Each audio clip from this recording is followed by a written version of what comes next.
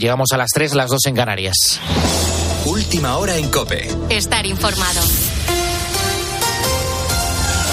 La cuenta atrás para desatascar la ley de la amnistía en el Congreso de los Diputados vuelve a ponerse en marcha a partir de este mismo lunes. La ampliación del plazo que pidió el PSOE para acordar un nuevo texto con los grupos separatistas, con Junts per Catalunya concretamente, vence el próximo jueves, día 7 de marzo. Así que el tiempo corre para los socialistas, Ana Quílez. Y por lo que parece, la Comisión de Justicia del Congreso estaría decidida a sacar adelante el dictamen. Una postura que coincide con la del Gobierno, que espera que esta semana sea decisiva para cerrar la amnistía. De ser así, el acuerdo llegaría después de una extensa negociación de lo más discreta entre las partes y en la que Junts ha llevado el peso en estos últimos días. Concretamente, ha sido su portavoz en el Congreso, Míriam Nogueras, después de que el secretario general del partido, Jordi Turull, sufriera una crisis cardíaca la pasada semana. Mientras tanto, el Tribunal Supremo sigue con su investigación a Puigdemont por el Tsunami Democratic, aunque desde el Gobierno defienden que esta decisión no es más que un trámite procesal y esperan que no se convierta en un obstáculo para tramitar la ley. A falta de conocer los últimos detalles del pacto, el Parlamento Europeo ha pedido transparencia total en las negociaciones ante la Unión Europea en un momento en el que la delegación del Congreso y del Senado se prepara para visitar a la Comisión de Venecia, que presentará su informe el 15 de marzo.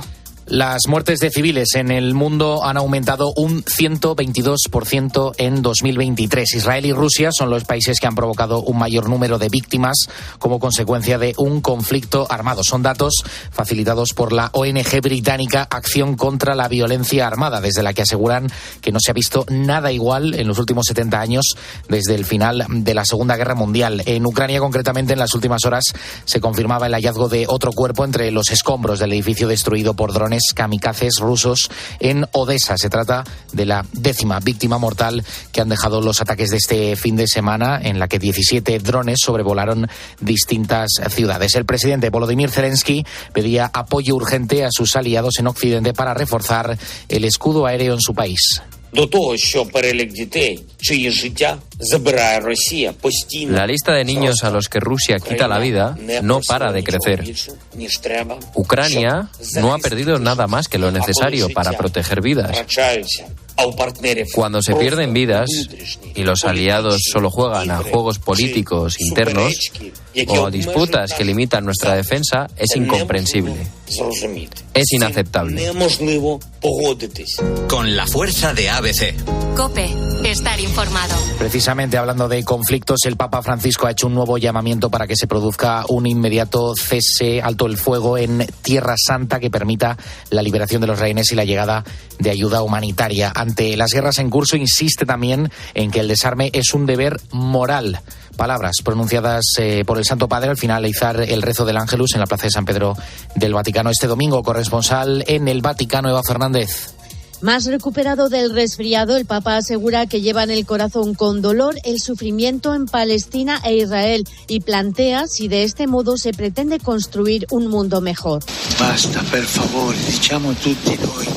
Basta, per favore. Parad, os pido que continúen las negociaciones para un inmediato cese el fuego en Gaza y en toda la región, para que los rehenes sean inmediatamente liberados y regresen a sus familias, que les esperan con ansia, y la población civil pueda tener acceso seguro a las ayudas humanitarias. Y ante la próxima jornada dedicada al desarme, Francisco ha pedido valentía a la comunidad internacional para generar un clima de confianza que facilite la pacificación en Gaza y Ucrania. Las 3:04 de la madrugada, 1 hora menos en Canarias. Tienes más información en nuestra página web en cope.es. Seguimos en la noche de COPE con Adolfo Arjona. COPE. Estar informado. Escribe a Adolfo Arjona en Twitter, en @lanochedearjona. En nuestro muro de Facebook, La Noche de Arjona. O mándanos un mensaje de voz al 650-564-504.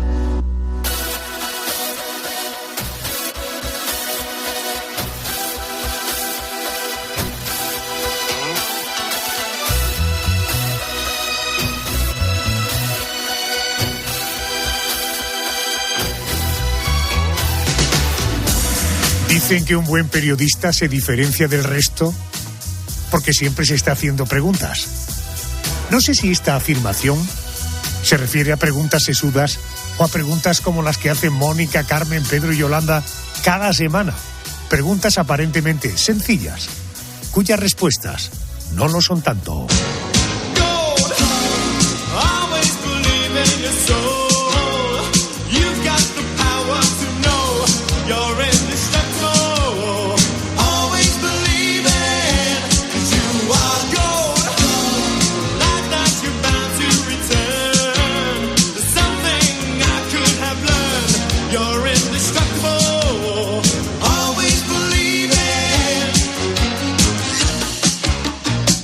Si te digo o te hablo de la tabla periódica, seguramente eso te retrotrae a tus años académicos, ¿verdad? Bueno, la tabla periódica, en ella encontramos un total de 118 elementos. Bueno, algunos son tan fundamentales para nuestra vida como el que tiene el 8 como número atómico y la O como símbolo, por ejemplo, el oxígeno. Otros tan preciados como el que se representa con las letras AU, cuyo número atómico es el 79. Me refiero al oro. Bueno, de esos 118 elementos de la tabla periódica, no podríamos comprar nada, no sé, ni con helio, ni con potasio, ni con litio. Pero sí con oro. Un metal precioso con un enorme valor económico. Oye, ¿y por qué el oro es tan valioso? Quiero hablar con un experto, vamos a conocer un poquito más sobre el oro. Es doctor ingeniero de minas, presidente del Instituto Gemológico Español, Benjamín Calvo. Buenas noches y bienvenido a la cadena COPE. Hola, buenas noches. Encantado de hablar con ustedes. Muchas gracias. Oiga, ¿de dónde sale el oro? ¿En qué zonas del mundo lo podemos encontrar? Y en todo caso, ¿cuál es su estado original? Bueno, pues el oro es un elemento, como muy bien ha dicho, de número atómico 79, muy escaso en la corteza terrestre, muy escaso, pero sin embargo muy difundido. Y entonces lo podemos encontrar prácticamente en todos los países, en mayor o menor medida. Es verdad que hay sitios donde el oro históricamente ha sido muy explotado. Podríamos citar los Urales en Rusia, California, con la famosa fiebre del oro que tuvo tanta importancia, en Australia, en África, en Sudáfrica, donde hay minas de oro, como mucha gente sabe, que alcanzan casi los 4.000 metros de profundidad. Es decir, es un metal escaso, muy valioso, por lo tanto, y muy difundido por muchos países. En España también, por cierto, luego si quiere hablamos de ello. Le preguntaba el estado original, cuando encontramos oro, exactamente como sí. que es una piedra amarilla. Sí, el oro tiene la ventaja, por eso se conoce desde tan antiguo, de que no se altera, es un metal noble, y por lo tanto se encuentra en la naturaleza, en mayor o menor cantidad, pero se encuentra brillante, dorado, sin alterarse, y por eso desde tan antiguo se conoce. El oro se encuentra geológicamente en dos tipos principales de yacimientos. En un primer tipo sería un oro hidrotermal, vinculado con granitos y en filones de cuarzo, generalmente filones de cuarzo. Y luego hay otra forma de presentarse, muy habitual, que es en placeres, es decir, en arenas de los ríos o de las playas, donde ha sido arrastrado el oro primario, el oro de los filones, al descomponerse por los agentes atmosféricos, es arrastrado por las aguas, como es muy denso, se acumula en el fondo de los ríos, y entonces en ciertos lugares donde hay remanso de aguas, o bien al final en las playas marinas, también se pueden encontrar los yacimientos que se llaman de tipo placeres. Entiendo. Oiga, el oro lo asociamos al poder en culturas, por ejemplo, el antiguo Egipto. ¿Cuándo comenzó a tener ese valor y a ser sinónimo de lujo y de poder? Bueno, el oro es mucho más antiguo que el antiguo Egipto. Yo creo, no lo creo, estoy seguro de que el oro es el primer metal que conoce el hombre. Ya en el Paleolítico, Neolítico, se conoce el oro. Y hay... ¿Por qué? Pues porque, como digo, es el único metal, o casi el único, desde luego el único accesible para las personas de aquellas épocas, que se encuentra en las arenas de los ríos, y entonces, por otra parte, es dorado, es brillante, recuerda el sol. De hecho, la palabra áureo, o aurum, del latín, tiene también que ver con aurora, que es el nacimiento del sol, tienen la misma raíz. Entonces, el oro siempre se ha asociado al sol, y se ha asociado, por lo tanto, a los dioses, ¿no? Por otro lado, como el oro es tan escaso, siempre ha sido codiciado por las personas ricas, por los poderosos, y desde la más lejana antigüedad, pues el oro ha sido acaparado o acumulado por aquellas personas más ricas. Y esto es una historia que se ha perpetuado a lo largo de los siglos, y aunque hoy día el oro no es el metal más caro, ni mucho menos, bueno, es de los más caros, pero no el más caro, pero sigue siendo, en el ideario colectivo, sigue siendo el bien de la riqueza por excelencia, por así decir, ¿no?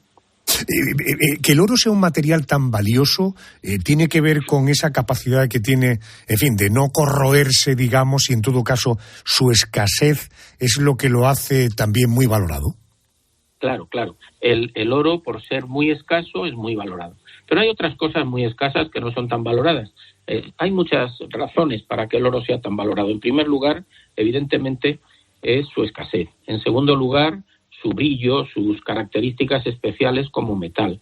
Luego, tiene otras características que también hay que tener en cuenta. El oro es muy maleable y entonces cuando se golpea, el oro no se rompe, sino que se aplasta. De tal manera que con una cantidad limitada de oro, con 200 gramos de oro, creo haber leído, pues se podría hacer una lámina tan extensa que cubriera un campo de fútbol, por ejemplo. Entonces, el oro tiene una elevadísima capacidad, lo que se llama maleabilidad, una capacidad de hacerse una lámina muy fina. Entonces, en la antigüedad, lógicamente, el oro en forma de finas láminas cubría sarcófagos, en el tiempo de los egipcios, por ejemplo, cubría máscaras y otros objetos preciosos. O sea que no solamente es por su rareza, evidentemente, y por su brillo, sino también por algunas propiedades físicas, como la maleabilidad, la ductilidad o posibilidad de hacer con él hilos muy finos, y eso le hacía muy útil para adornar objetos preciosos de las personas muy ricas, ¿no? Muy pudientes. ¿No? Benjamín, tengo aquí en el estudio conmigo a mi compañera Carmen Cerván, que tiene alguna curiosidad que le quiere trasladar. Por tanto, Carmen, Benjamín te oye. Benjamín, claro, estamos hablando del valor del oro, de lo valioso que es, y eso nos lleva a hablar pues de su valor económico. ¿Ese valor económico de qué depende y cómo se calcula su cotización? Bueno, el oro es un metal, como es tan codiciado, ha tenido muchas funciones y las tiene.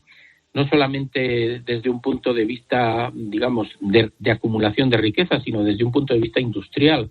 Se emplea en muchas industrias, pero por hablar del valor económico, pues en la Bolsa de Londres se cotizan los principales metales y el oro es uno de los que se cotizan desde hace mucho tiempo, ¿no? De tal manera que está sometido. Es curioso porque el oro, de cierta manera, es independiente de otros valores, como los valores de inversión en empresas, etcétera, por lo cual el oro en la Bolsa de Londres y en las bolsas mundiales tiene una especie de contravalor. Es decir, cuando las acciones de las empresas suben y la economía va muy bien, el oro se cotiza menos. Por el contrario, cuando las empresas empiezan a ir mal, hay crisis económica, guerras o conflictos, el oro como valor refugio cobra valor y sube ¿qué es lo que está sucediendo? Por ejemplo, en la actualidad, el oro está muy alto de valor porque muchas personas pensamos que el oro es un valor refugio y que siempre va a mantener su valor, lo cual es discutible, pero bueno, en cualquier caso es verdad que el oro funciona como valor refugio. Benjamín, solemos pensar precisamente que el oro se revaloriza, eso es lo que tendemos a pensar. Un ejemplo, si yo conservo unos pendientes de oro de mi abuela, ¿hoy costarán más que hace 50 años y menos que dentro de 10 años o no necesariamente?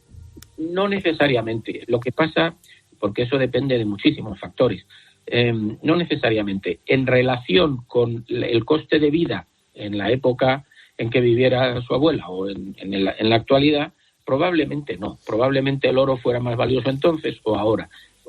Es difícil decirlo porque eso depende de la situación económica en aquel momento, de la demanda de oro que hubiera, de que estuviéramos en un periodo de conflicto bélico, en fin, de muchos factores. Pero no es verdad. Lo que sí es verdad es que el oro tiene una gran estabilidad dentro de eso porque todo el mundo lo considera valor refugio e incluso muchos países hasta hace poco consideraban que su respetabilidad económica, su capacidad de responder a las demandas económicas dependía de la acumulación de oro que tuvieran en sus cajas. Bueno, de hecho, Benjamín, en muchos países, desde luego los de nuestro entorno, las reservas de un país se miden en oro, precisamente por su valor refugio, ¿no? Y por esa estabilidad que tiene el metal, ¿verdad? Sí, eso es verdad. Lo que pasa es que eso ya también está cambiando. Ahora mismo hay otros valores que son a veces intangibles y que se cotizan más muchas veces que el propio valor del oro. Pero es verdad que todo... Perdón. Sí. Una curiosidad que yo quería resolver. ¿La pepita de oro más grande que existe o la más valiosa que se ha encontrado y de la que se tenga constancia, cuál es? La pepita más grande, por lo que he podido consultar, que se ha encontrado, fue encontrada en Australia en el siglo XIX, hacia 1860. Y era una pepita que pesaba unos 75 kilos. ¿75 kilos? Es una pepita tremenda, de 75 kilos. Y que tenía unos... Doña Pepa, no es Pepita, esa es una Doña Pepa con 75 kilos. Es curioso lo que dice, porque en España se encontró una pepita de ninguna manera tan grande, pero se encontró una pepita de 200 gramos o así en Cáceres, y la llamaron Doña Josefa, porque efectivamente eso no es una pepita, es un pepitón. Pero bueno. Benjamín, una pregunta, porque antes me hablaba el oro en España y me decía, luego si quiere le digo, ¿en España hemos encontrado minas de oro? Muchas y muy valiosas, y desde tiempos muy remotos. Por citar cosas que conocemos, las Médulas en León, el yacimiento de las Médulas, que es un sitio que recomiendo muchísimo visitar porque es un paisaje inolvidable, son unas enormes minas de oro que explotaron los romanos por el método que llamaban ruina montium, que es dejando caer enormes cantidades de agua y arrastrando la tierra con el oro, y luego lo beneficiaban. Y entonces, por citar una cosa antigua, pero es que actualmente en el oeste de Asturias, en la zona de Tapia de Casariego, hay muy importantes yacimientos de oro.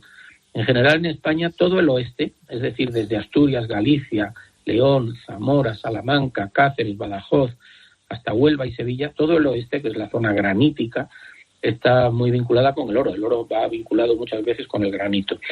Entiendo. Más, Oiga, ¿el platino es más valioso que el oro? Digo esto porque cuando en España un artista, por ejemplo, vende una cantidad de discos, miles de discos, 20.000, se le reconoce con un disco de oro.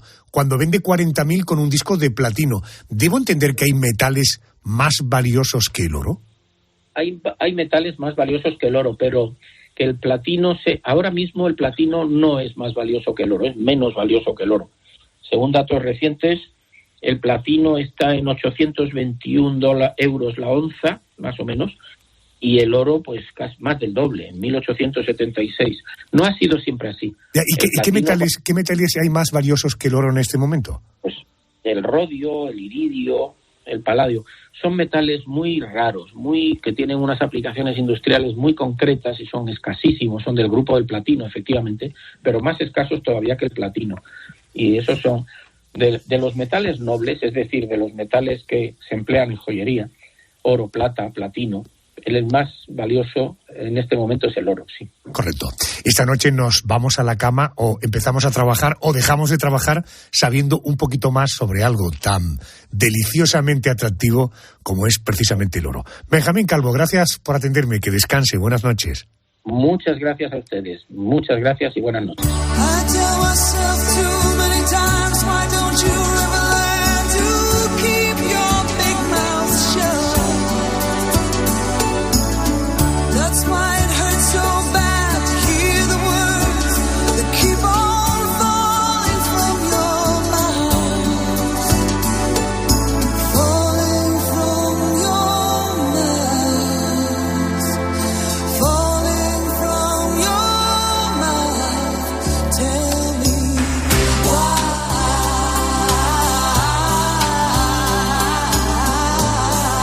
Que hay canciones que pase el tiempo que pase, siguen sonando completamente actuales, ¿verdad? Es el caso de esta preciosa canción de Annie Lennox.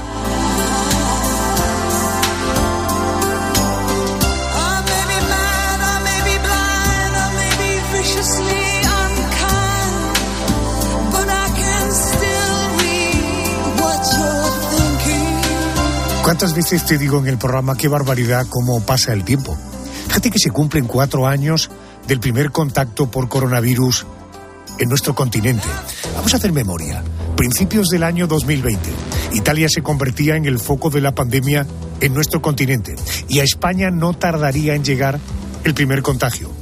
Seguro que recuerdas que se trató de un turista alemán que pasaba sus vacaciones en La Gomera, en Canarias. Bueno, el 14 de marzo de 2020, el gobierno español decretaba el estado de alarma. Vendrían meses de confinamiento, ingresos, miles de muertes por todo el mundo. El coronavirus se convertía en una de las grandes pandemias del siglo XX. Bueno, con esta experiencia a nuestras espaldas, nos queremos preguntar, ¿qué pasaría si todos los virus y bacterias desaparecieran? Bueno, se lo voy a preguntar a un catedrático de microbiología, en este caso de la Universidad de Navarra, es miembro de la Sociedad Española de Microbiología, me refiero a Ignacio López Goñi. Ignacio, muy buenas noches y bienvenido a la cadena COPE. Buenas noches. Muy buenas noches, Adolfo. Encantado de estar con vosotros. Profesor, antes de nada me gustaría que me dijera la diferencia que hay entre un virus y una bacteria, porque sabemos que ambos son microorganismos, pero que desde luego no son lo mismo. Y le ruego, por favor, imagínese los que estamos escuchando la radio a esta hora, diferenciar un virus de una bacteria, como no nos lo expliquen muy fácilmente, va a ser muy complicado de entender. Es muy sencillo. Mira, lo primero, para poder explicarlo bien, pensemos en nuestras células. Una célula epitelial de nuestra piel, ¿no? Una célula muy grande, con su núcleo, con sus orgánulos dentro. Una bacteria es muchísimo más pequeño que una célula, unas 10, 100 veces más pequeñito, muchísimo más sencillo, son células, pero no tienen dentro los orgánulos, el núcleo y todo esto. Muy sencillito. Un virus. Los virus ni siquiera son células. De hecho, los investigadores, los científicos discutimos si son seres vivos o no todavía, ¿no? Y un virus, en realidad, lo que puede hacer es infectar, meterse dentro de cualquier célula. Son dictadores, piratas de la célula, y lo que hacen a la célula es decirle, oye, tú ahora te vas a dedicar completamente a multiplicarme a mí.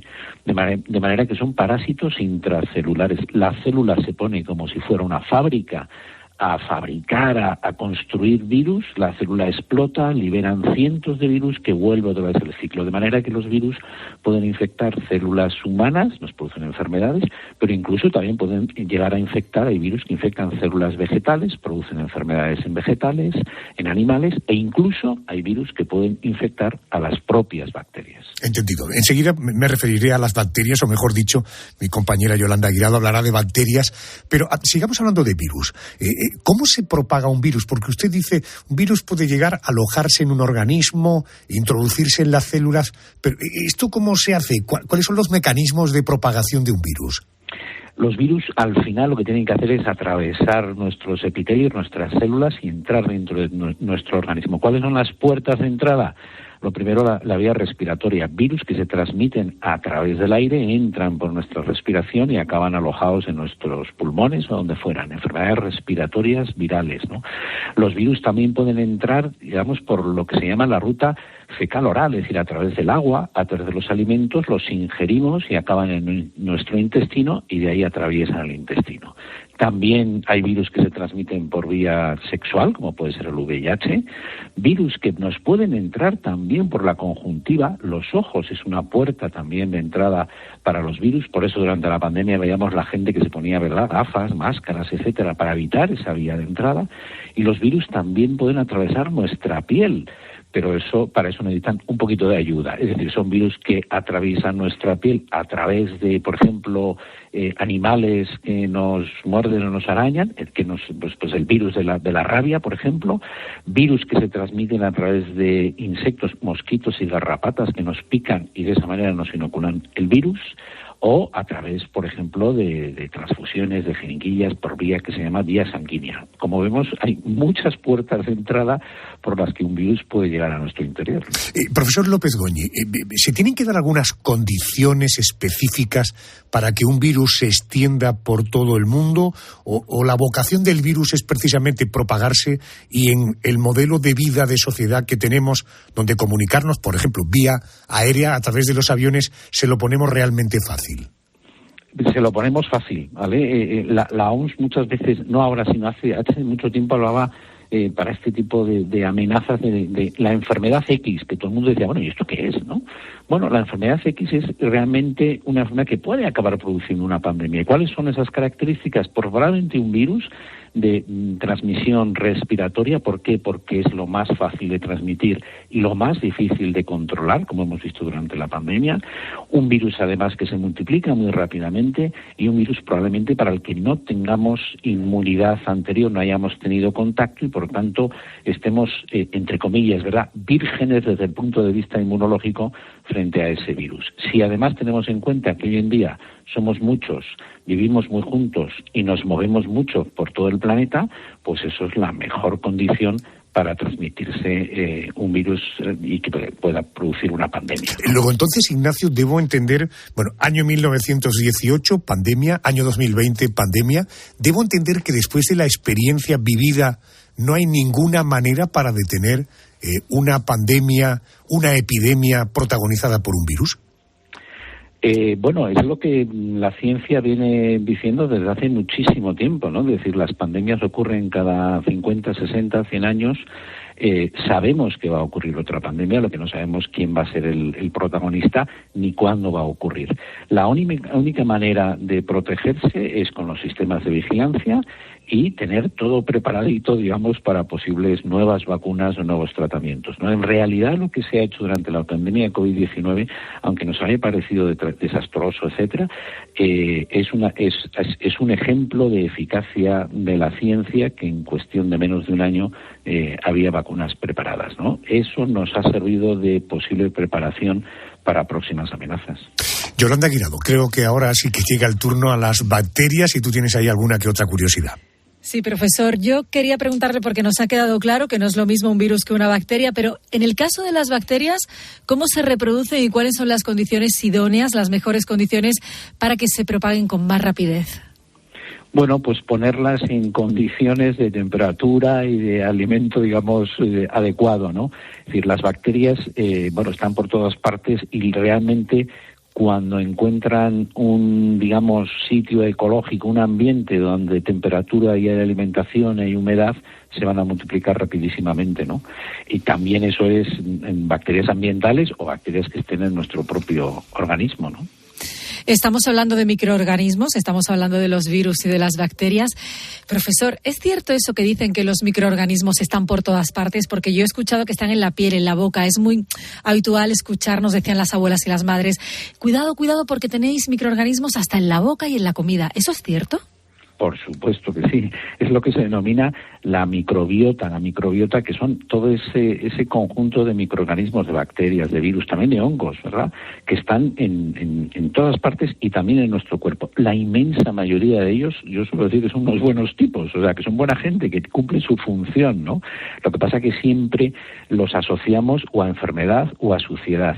Los microorganismos están en todas partes. Es lo que antes se denominaba, pues, la flora bacteriana, ¿no?, o la flora intestinal. ¿Sabes lo que pasa? Que a los microbiólogos, que a los microbios les llamen flores, no nos gusta, y por eso yo siempre suelo decir, oye, no me llames flora, llámame microbiota. Pero es lo mismo, ¿no? Es esos microorganismos que están en nuestra piel, en nuestro intestino, en la boca, en la vagina. Es decir, por todas partes hay microorganismos que cumplen su función. Su función a veces es nutricional, ayudarlos en la nutrición, en la alimentación.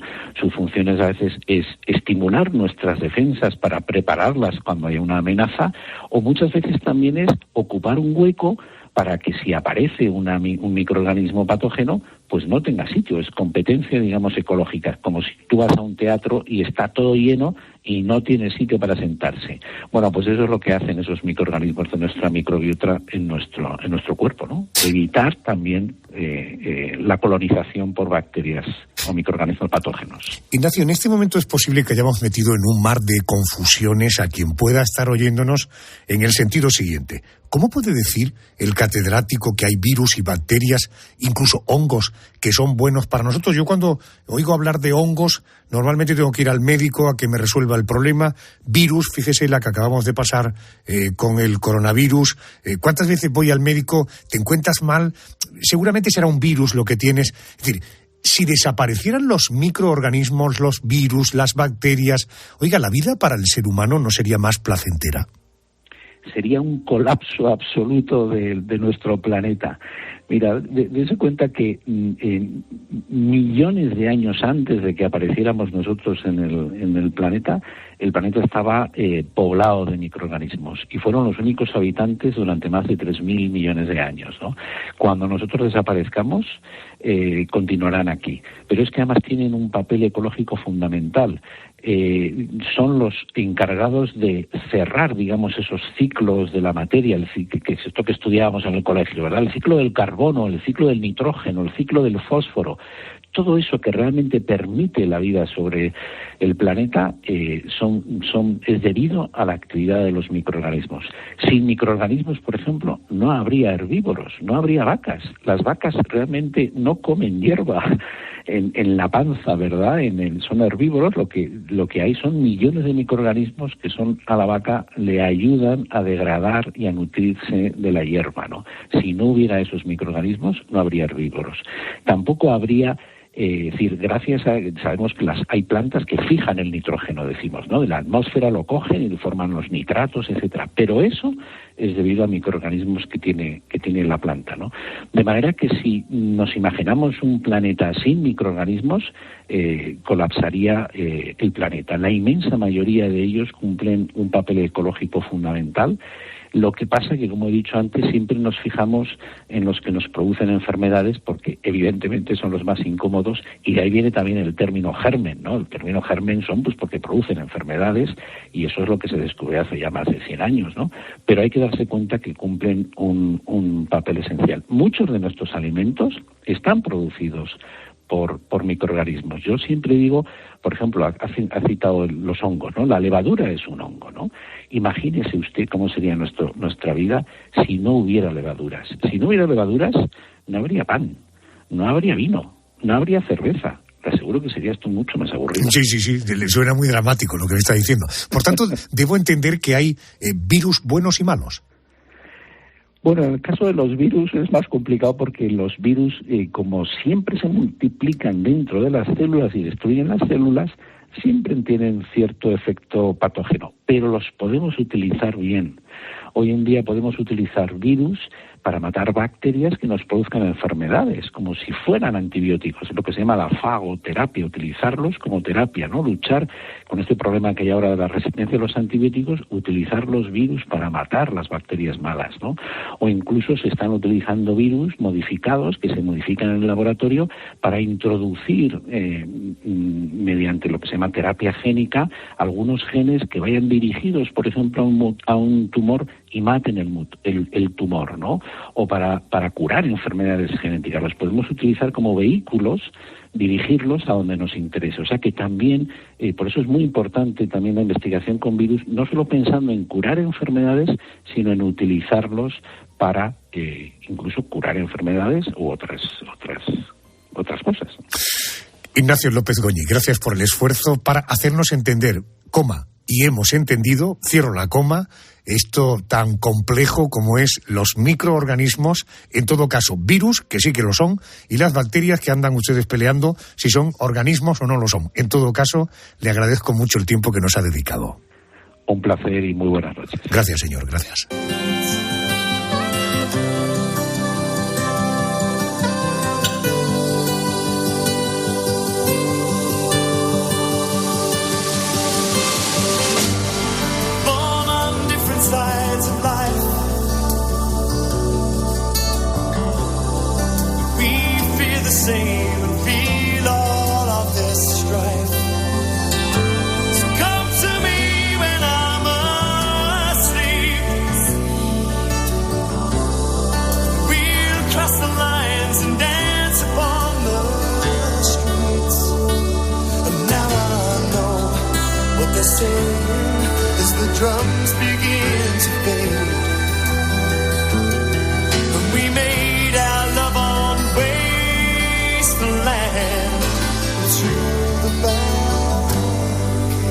Las barricadas, este tema de Spandau Ballet. ¿Cuántas barricadas, verdad? ¿Cuántas cosas nos ponemos en la vida que nos dificultan el vivir, el ser felices? En definitiva, el hacerlo, el vivir con cierta armonía. Te cuento esto porque estaba ahora recordando la pasada edición de los Goya. La Sociedad de la Nieve, la película de Bayona. Estaba nominada a 13 premios, de los que se llevó 12. Vas a recordar un fragmento. Creo en la mano de Daniel cuando corta la carne y Fito cuando la reparte, sin decirnos a qué amigo perteneció. Y así podamos comerla sin tener que recordar su mirada. Yo creo en ese Dios. Creo en Roberto, en Nando, en Daniel, en Fito y en los amigos muertos. Fíjate, el guión de esta película se basa en un libro que se titula precisamente La Sociedad de la Nieve, escrito por Pablo Bierzi. Tengo el gusto y el honor esta noche de poderle saludar en directo. Querido Pablo Bierzi, muy buenas noches y bienvenido a COPE. Buenas noches, Adolfo. El honor es mío, estar contigo y con COPE. Es curioso, ¿no? La única estatuilla que no se llevó fue la de mejor guión adaptado. ¿No te parece un poco curioso? Porque de la historia de La Sociedad de la Nieve, lo realmente potente, en mi opinión, es la propia historia, ¿verdad? Adolfo, me queda mal a mí decirlo, pero yo les dije a J. Bayona, a quien amo con todo mi corazón, a Belén Atienza, a Sandra Almida, las productoras, que yo creía que íbamos a ganar los 13 Goya, pero no, esto no es arrogancia, Adolfo, en lo más mínimo, y en especial el del guión adaptado también estaba seguro que lo ganábamos, pero no por arrogancia. Yo como lo he dicho, capaz que por ignorancia, yo no tengo idea cuáles son los parámetros que utilizan los votantes de las academias, como va a ocurrir ahora con el Oscar. Pero yo sí tengo con la absoluta convicción y confianza, Adolfo, de que esta película, de las manos de la sabiduría media, casi fuera de serie, de J. Bayona y el equipo, juega en una liga completamente diferente. Yo digo, lo dijo J también, es un poco más que una simple película. Yo desde el primer momento que vi el corte, yo también soy productor asociado de la película, Adolfo, o sea, acompañé todo el proceso, desde 2011 que nos conocimos hasta el 2016, cuando empezamos a trabajar. Cuando yo vi el primer corte, que fue en febrero del año 2023, yo me acuerdo que estaba J acá, que se lo vino a presentar, para que veas el corazón de J, se lo vino a presentar un sobreviviente que estaba muy enfermito, que murió pocos meses después, Coche Inciarte. Me acuerdo que hicimos un FaceTime con Belén Atienza y Belén me preguntó, ¿y qué opinaste? Yo digo, esto no es una película, esto es una experiencia de otra índole, es como un viaje emocional a las profundidades de uno mismo. Estamos entre la vida y la muerte, jovencitos en el peor lugar imaginado. Estamos tocando unas fibras que normalmente no se tocan y le estamos dando el testigo en esta carrera de testigos al espectador para que continúe una búsqueda que no tiene un final concluyente. Es como decir, ¿para qué estamos acá? No tiene una respuesta concluyente, jamás lo va a tener. Pablo, el libro se publicó en el año 2008, lo que se ha presentado ahora es una reedición, pero usted cuenta que comenzó a escribirlo en 1973. ¿Por qué surge la necesidad de escribirlo y por qué pasó tanto tiempo hasta que vio la luz?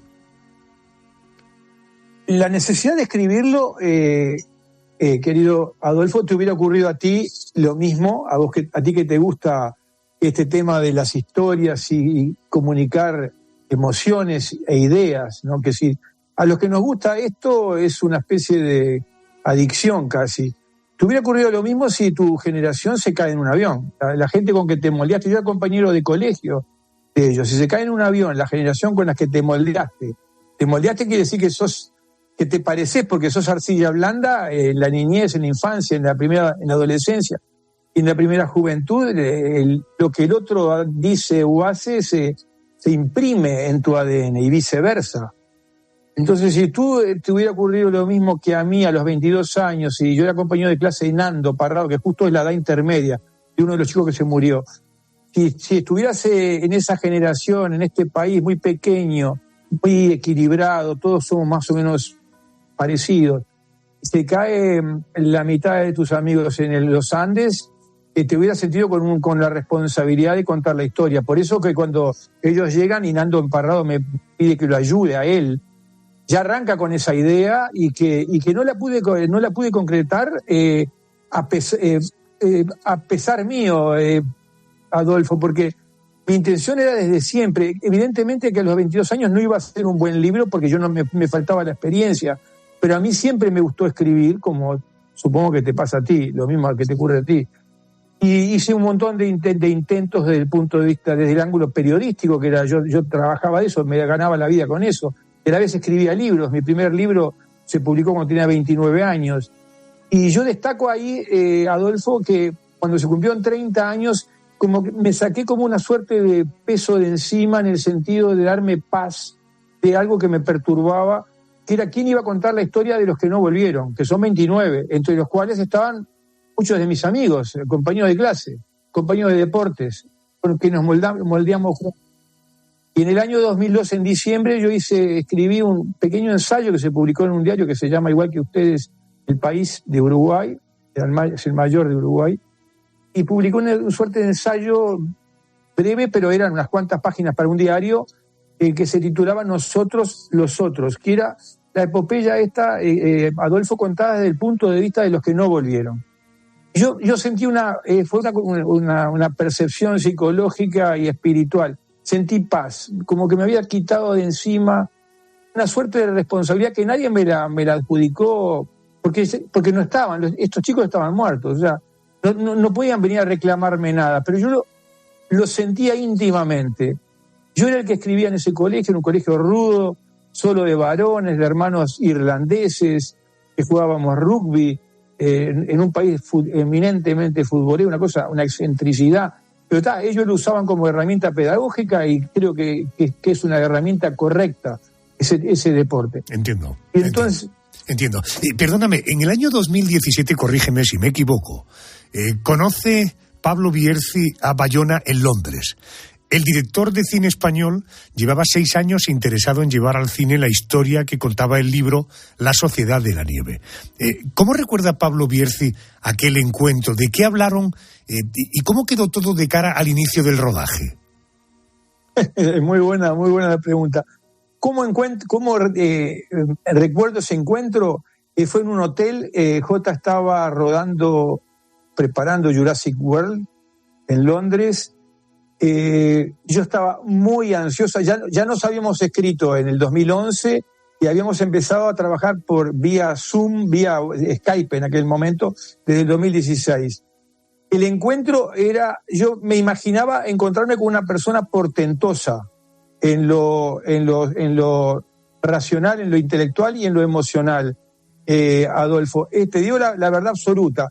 Encontrarme con una persona portentosa en lo emocional y en lo intelectual, porque ya lo conocía, ya había visto ya 2 películas, el Orfanato lo había visto muy, muy pronto, cuando No Bien se estrenó, así como Lo Imposible, y había tenido ya esa conexión vía Skype y vía mails, y me daba cuenta que estaba con una persona fuera de serie. Yo estaba muy ansioso, recuerdo cómo fui en ómnibus hacia el hotel donde nos encontramos, creo que era por el Soho o algo así, y yo estaba muy, muy, muy nervioso. Estaba conmigo con el libro, que tenía un solo ejemplar de un libro que habíamos publicado con Roberto Canessa ese mismo año, que se titulaba, que es como la otra parte de La Sociedad de la Nieve, se titulaba Tenía que sobrevivir. Tenía un solo ejemplar, yo ya uno solo, no tenía más que uno. Y recuerdo que al final de la charla con J, comprobé que aquella idea que tenía, que era portentoso en lo intelectual y en lo emocional, era correcta. Y luego conocí esa faceta que era una persona a la cual yo no le consigo decir que no. Me dijo, ¿me puedes dar ese libro? Y dije, no puedo porque es el único que tengo. Y se publicó en España. Y me dijo, y me miró con tanta convicción que sí puedo, te lo regalo, y me quedé sin libro. Tenía que sobrevivir. Ese es J. Bayona, portentoso en lo emocional y en lo intelectual, y con una determinación que yo, Pablo, no sé decirle que no. Pablo, déjame que te pregunte una cuestión. Es probable que en la película hay cosas del libro que no se cuentan, pero hay muchas cosas que le han contado a usted que no aparecen en el libro. Sí, está bien la pregunta. Las dos cosas son ciertas. Hay cosas que me he contado a mí que no aparecen en el libro, sí, en parte. Hay datos de... Este tema es un tema muy, muy duro, como tú lo bien lo sabes, Adolfo.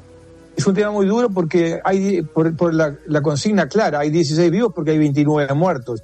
una situación irrepetible. Ese pacto de entrega mutua, de decir, yo, Pablo, si muero, te entrego a ti, Adolfo, mi cuerpo para que tú continúes vivo, eso es medio irrepetible, y eso ocurrió antes de la donación de órganos, año 72. Entonces sí, hay datos hay elementos que ellos manejan, como la identidad de los cuerpos que usaron, que eso nunca lo han revelado, nunca lo han revelado. O sea que hay toda una zona así que yo creo que pertenece a la intimidad, y me parece que muy bien que así sea. Y todo yo creo que es un tema que hay que tratarlo siempre con el mayor de los respetos, porque es un tema que como está pasando con la película, Adolfo, que se genera una onda expansiva, es un verdadero tsunami. Entonces, de repente la vida de gente que vive una vida sencilla, no simple, que es la vida sin Honduras, sino sencilla, de repente está en todo el planeta su nombre. Entonces, hay que manejarlo con mucho cuidado. Y sí, hay mucha cosa que está en el libro y no está en la película, y hay mucha cosa que está en ellos, en los sobrevivientes, y no está en el libro. A veces me lo insinúan, a veces no. Yo, como te dije, son 2 libros, o sea, La Sociedad de Nieve y después con Canessa. O sea, he pasado muchos años, vamos a decir esta palabra que tampoco me gusta mucho, pero es como de confidente. Y tú sabes, Adolfo, que si sos confidente tienes que mantener particularmente la confidencialidad y la honestidad con la persona que te hace esas confidencias. Correcto. Pablo, estuvo usted en la entrega de los Goya. ¿Estará en la de los Oscar el próximo día 10 de marzo? Estuve en los Goya, exacto, y no lo sé, no tengo respuesta. En verdad, otra cosa que aprendí de trabajar con J. Bayona, Belén Atienza y Sandra Hermida, todos los días todo puede cambiar. Pero a la vez no, me parece bien esta suerte de exploración constante. Este no es un tema cualquiera, no es una aventura ni es una comedia, es una situación muy trágica. Como te decía, son 45 personas, o 16 o 19, de acuerdo al momento, o 27, si vas a los primeros días después del accidente, en la cornisa entre la vida y la muerte, debatiéndose con la muerte, pisando de los talones, inminente, la muerte inminente. Entonces es una historia que requiere una exploración constante. Entonces yo me he acostumbrado, trabajando con J. Bayona, Belén y Sandra, a que todos los días todo puede cambiar. En este momento es que estamos en la post-película, también ahora todos los días puede cambiar. Ahora tengo una llamada de Sandra Hermida hace un ratito, con J. hablé ayer por teléfono 2 veces, o sea, es vértigo.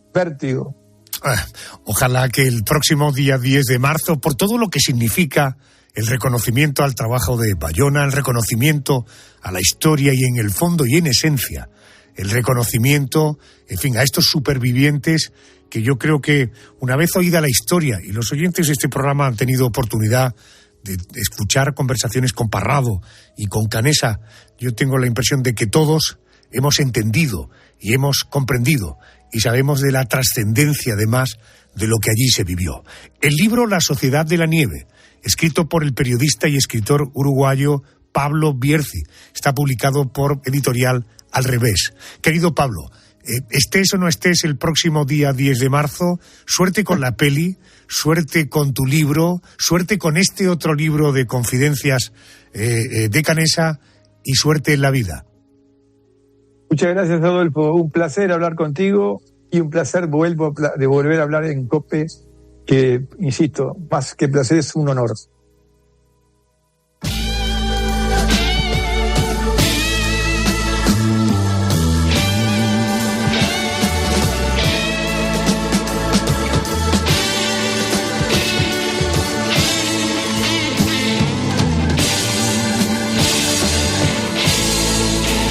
En este repaso que hacemos cada semana a un año, hoy nos toca el año 1995.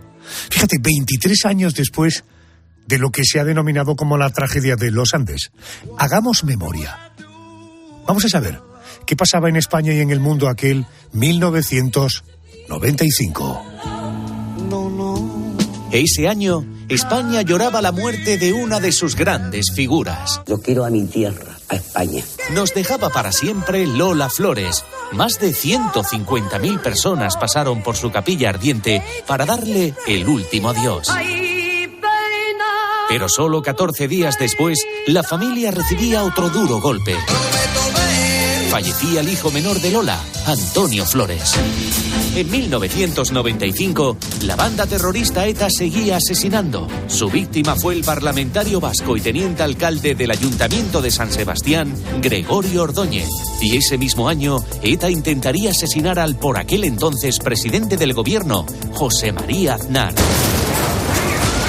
Se salvó gracias al blindaje de su coche oficial.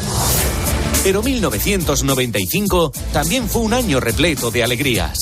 Estoy loco por el tenis. Nuestra tenista Arantxa Sánchez Vicario se convertía en la número 1 del mundo. Y todos los españoles nos sentimos parte de la familia real. Porque en 1995 contraían matrimonio en la Catedral de Sevilla la infanta Elena y Jaime de Marichalar. En la tele de 1995 sucedían cosas extrañas con el estreno de la serie Expediente X. Pero el gran estreno en la televisión española de ese año fue, sin duda, Médico de Familia, protagonizada por Lidia Bosch y Emilio Aragón. A mí me ha traído mucha suerte y espero que te la traiga a ti también. Bueno, pues creo que lo tendré que llevar a la boda. En 1995 nacía un programa con el único objetivo de poner en valor el cine español, el de toda la vida, el cine de barrio. Como presidente de la comunidad, no sé si debo... Perdone. Este era el programa preferido de los más veteranos de la casa y se emitía por las tardes, pero cuando caía la noche, millones de españoles se daban cita frente a la tele para ver Esta noche cruzamos el Mississippi.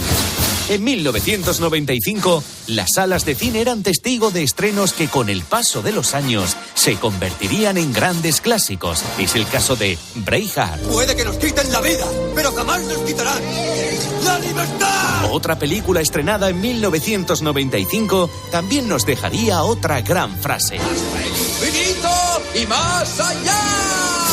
Toy Story, la película más taquillera de 1995, un año en el que también se estrenaba Pocahontas. Y en los cines veíamos una apasionante aventura que nos proponía la peli Jumanji. 1995 fue un año que, en lo musical, quedó marcado por el éxito de Luz Casal. Entre mis recuerdos es una de las canciones que formaban parte del disco La Flor Prometida. Pero a la artista gallega le salió una dura competidora. Un tema con nombre de mujer que no solo sería la canción del verano de 1995, sino todo un éxito mundial creado en España. Mientras los del Río tocaban el cielo con su canción Macarena, en los chiringuitos, discotecas y más saraos, no saberse el baile estaba considerado un error imperdonable en aquellos que salían a ligar.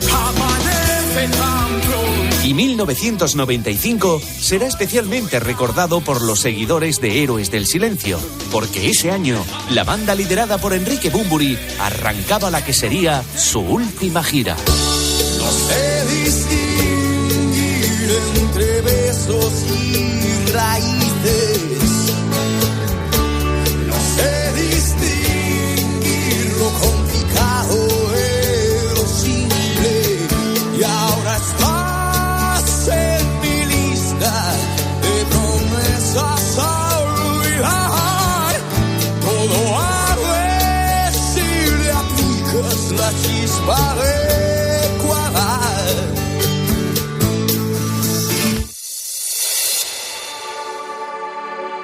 ¿Cuál es tu percepción del paso del tiempo? ¿Eres de los que cree que pasa rápido? ¿Rápido? ¿O lento? Hagamos un sencillo ejercicio y recordemos noticias ocurridas una semana como esta, pero de hace justo un año. Así podrás valorar si tu percepción del paso del tiempo es lenta o rápida. Hacemos nuestro ejercicio de memoria. Una semana como esta, pero de hace justo un año, la ciudad de Los Ángeles, en Estados Unidos, rendía homenaje a un español. El pabellón de los Lakers acogía el acto de retirada de la camiseta Andrés del jugador de baloncesto Pau Gasol. Casi nada, Arjona. El laureado equipo de la NBA colocaba la camiseta con el número 16 junto a las de otras leyendas de este deporte como Kobe Bryant. Sin duda, uno de los momentos más emocionantes en la carrera del mejor jugador español de baloncesto de la historia.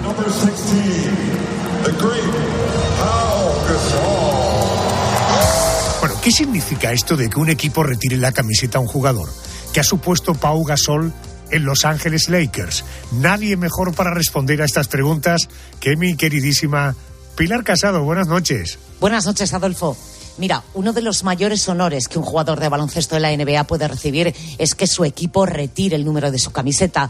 Este reconocimiento implica que ningún otro jugador de esa franquicia podrá volver a lucir este número, como homenaje a la grandeza de la figura que alguna vez lo representó. Con Pau, Los Ángeles Lakers han retirado su camiseta a 12 jugadores clave. En total son 13 dorsales, porque recordemos que Kobe Bryant vistió el 8 y el 24. En esa exclusiva lista hay hombres como Jerry West, como Bill Chamberlain, Magic Johnson o Kareem Abdul-Jabbar. También hay que decir que en lo alto del pabellón de Lakers hay un homenaje a otras figuras importantes de la etapa del equipo en Minneapolis. ¿Y cómo llega Pau? ¿Y qué es Pau para Los Ángeles Lakers? Pensad que en el invierno del 2007-2008, Andrew Bynum había dejado un vacío muy importante en el juego interior y buscaban un pivote inteligente en el poste, buen anotador y mejor pasador. Cuenta el propio Pau Gasol que se une al equipo en Washington, llega al hotel alrededor de la 1 de la madrugada y tiene un mensaje de Kobe Bryant. Cuando termines las entrevistas y todo lo que necesites hacer, avísame y voy a tu habitación. Es más, el pívot de Samboy cuenta lo que le dice Kobe en esa conversación. Cuando terminé de atender a los medios de madrugada, avisé a Kobe y vino a verme. Mira, estoy contento de que estés aquí y todo eso, pero ahora tenemos que ganar. Esa relación nace de una manera fortuita, por azar. En 2007, una conversación entre Kobe Bryant y Pau Gasol en Barcelona. Kobe le dijo, bueno, quizá algún día juguemos, nunca se sabe. Juntos serían una de las mejores parejas de la historia de la NBA y ganarían 2 anillos. De ahí que sus camisetas descansen juntas en el techo del pabellón de Lakers. Qué bueno. Gracias, querida Pilar. Se cumple un año desde que Los Ángeles Lakers retiraran la camiseta de Pau Gasol. Tú, que eres aficionado al baloncesto, ¿tienes la sensación de que el tiempo ha pasado rápido o ha pasado lento? Uno de los mejores del planeta en el deporte de la canasta. Vamos a pasar a una de las grandes leyendas de la música. Pues sí, una semana como esta, pero de 2023, Bob Dylan daba una alegría a sus seguidores españoles. Anunciaba que ofrecería 12 conciertos en nuestro país. Qué bueno, se cumple un año del anuncio de la gira del Premio Nobel de Literatura Bob Dylan. ¿Tienes la sensación de que el tiempo ha pasado rápido o lento? El programa termina, ha pasado volando.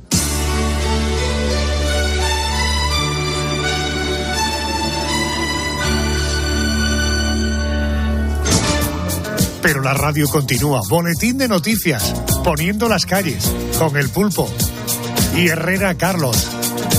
Gracias por estar ahí. Recuerda que en una semana, afortunadamente, nos volvemos a encontrar. Ojalá que pase rápido para ese encuentro. Gracias, que seáis felices. Hasta la semana que viene.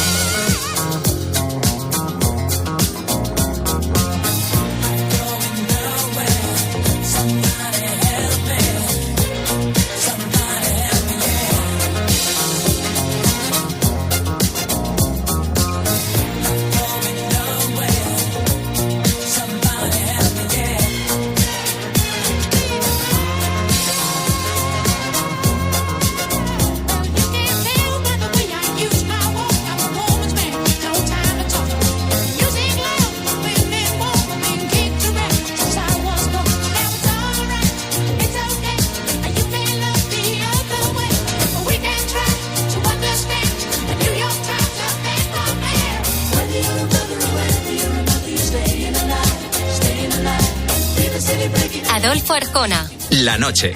COPE. Estar informado. Temporalidad, paro juvenil, teletrabajo, jornada de 4 horas. Como a ti, nos surgen muchas preguntas sobre el trabajo en España. ¿Cómo te puede ayudar la inteligencia artificial en tu puesto? ¿Por qué nuestros sueldos están por debajo de la media europea? ¿Cuál es la realidad de los autónomos? Los autónomos estamos pagando los platos rotos de todo. Este jueves, Carlos Herrera, Alberto Herrera, Pilar García Muñiz, Pilar Cisneros, Fernando de Aro y Ángel Expósito recorren España en busca de respuestas que te ayuden a saber cómo trabajamos en nuestro país. ¿Qué empleo tenemos? ¿Cómo evoluciona el empleo? Escúchalo este jueves en COPE. También en cope.es y en redes sociales.